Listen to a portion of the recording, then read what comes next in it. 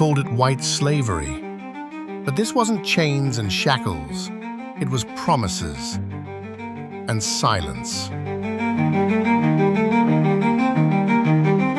In the shadows of the British Empire, another empire was rising, not of gold or glory, but of bodies. European, white, discarded.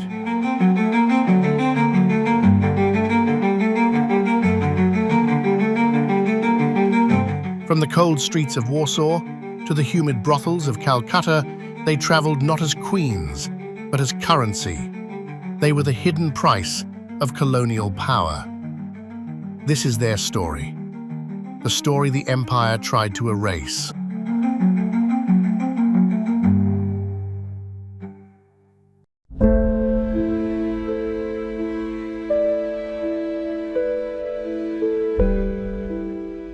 It began in Eastern Europe, not in cities of opportunity, but in neighborhoods of hunger: Warsaw, Odessa, Vienna. In these streets, men with slicked hair and fast words made offers of escape, a job in a theater, a chance to teach abroad, the possibility of wealth or at least survival. Some girls believed them, others knew what it meant and chose it anyway. For some, it was trickery. For others, it was the least desperate option in a world with no mercy for poverty. From their hometowns, the journey eastward began. Constantinople, Odessa, then Port Said, at the mouth of the Suez Canal. This port was a paradox. Called a sink of lust by abolitionists, it was both a crossing point and a trap. From there, they were placed aboard steamships headed for colonial ports like Bombay and Calcutta. Often, they were not alone. A man posing as a husband would accompany them. He'd paid their fare, but this wasn't generosity. It was investment. The women would owe him, through labor, through their bodies, through the invisible chains of dependency. They didn't arrive in India as wives or artists or teachers. They arrived as commodities, marked not with price tags, but with silence.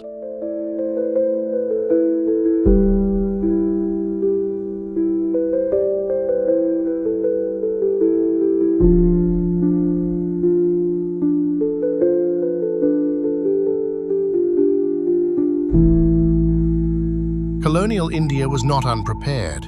In cities like Bombay, prostitution was not only known, it was organized. There was a system, a structure, a hierarchy.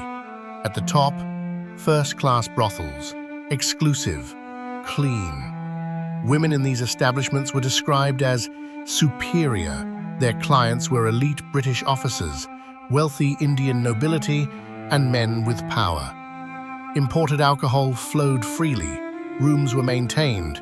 Doctors were hired to perform regular health inspections, protecting the men, not the women.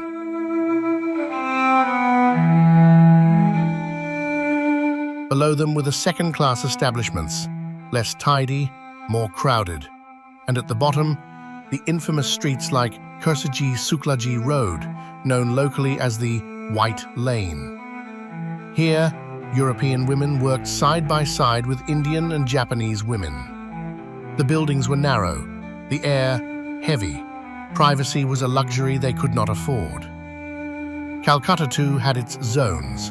Kalinga Bazaar was once home to dozens of European-run brothels. Nicknamed the German Barracks, it was eventually moved, out of sight into the suburbs of Ballygunge. Even in Rangoon and Goa, similar patterns emerged: control, segregation, and silent compliance. Police worked not to rescue, but to regulate. And the mistresses of these brothels, usually European women themselves, acted as intermediaries. They enforced discipline, paid bribes, and reported misbehavior. This wasn't freedom. It was routine.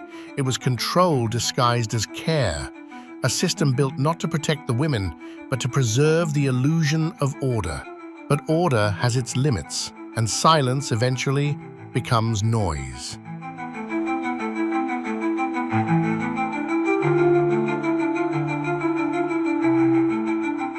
These women, though white, did not embody the purity the empire worshipped. They were a reminder that race alone does not ensure dignity, that a white body, when impoverished and sexualized, became dangerous. Colonial officials didn't know where to place them. They were not respected, nor entirely foreign. Not quite part of the ruling class, yet not to be mistaken for the ruled.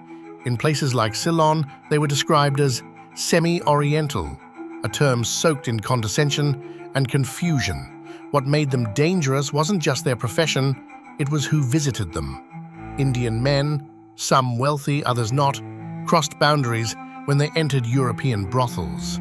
This reversed the moral gaze of the empire.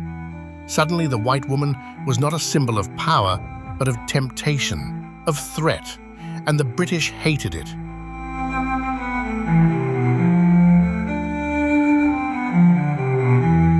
For decades, they had sanctioned relationships between white men and Indian women. But the reverse, that was rebellion. These women had, by their very existence, collapsed the structure of superiority the empire was built upon. They were reminders that racial control was always an illusion.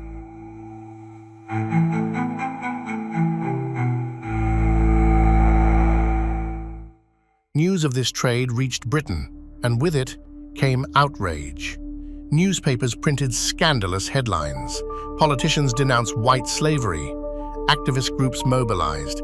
Feminists, religious leaders, and moral crusaders.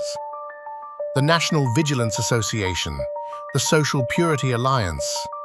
These were not fringe groups. They had power, press, and political support.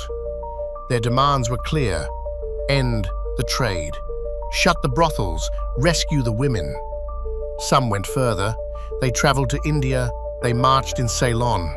They named names, they handed out leaflets and preached in churches. One such missionary, Homer C. Stunts, took it upon himself to save the souls of Calcutta's forgotten women.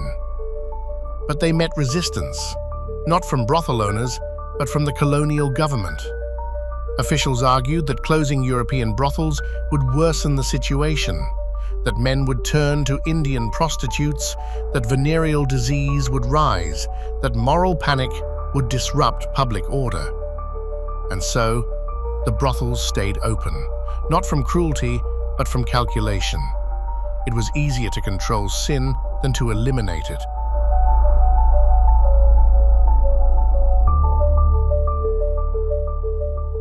The campaigns brought change. Some brothels were closed, some women deported, but most of the trade simply disappeared underground. And as attention turned to white women, demand didn't vanish, it shifted. Japanese and Chinese women were increasingly trafficked to replace them, and still, the Indian women remained invisible, rarely mentioned in reports, seldom protected by law. They bore the brunt of the system's hypocrisies, used, erased, and forgotten. The moral panic over white slavery exposed something deeper, that the empire's concern wasn't women, it was whiteness, prestige, image. When white women were victims, the world reacted. When brown women were exploited, no one asked their names. Today, the stories of these women, European and Asian, remain fragmentary, scattered in police records, missionary reports, and half-forgotten memoirs. But together, they speak. They speak of a world that judged by color, but punished by class. A world where power meant protection, but only for a few.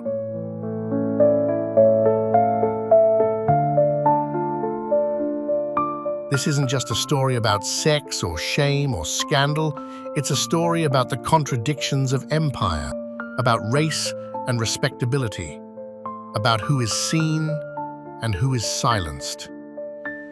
The women trafficked to India weren't just victims of circumstance. They were victims of a system, a global machine that measured value by gender, by race, by usefulness. They were white, but that no longer saved them. They were human, but that no longer mattered. Until now.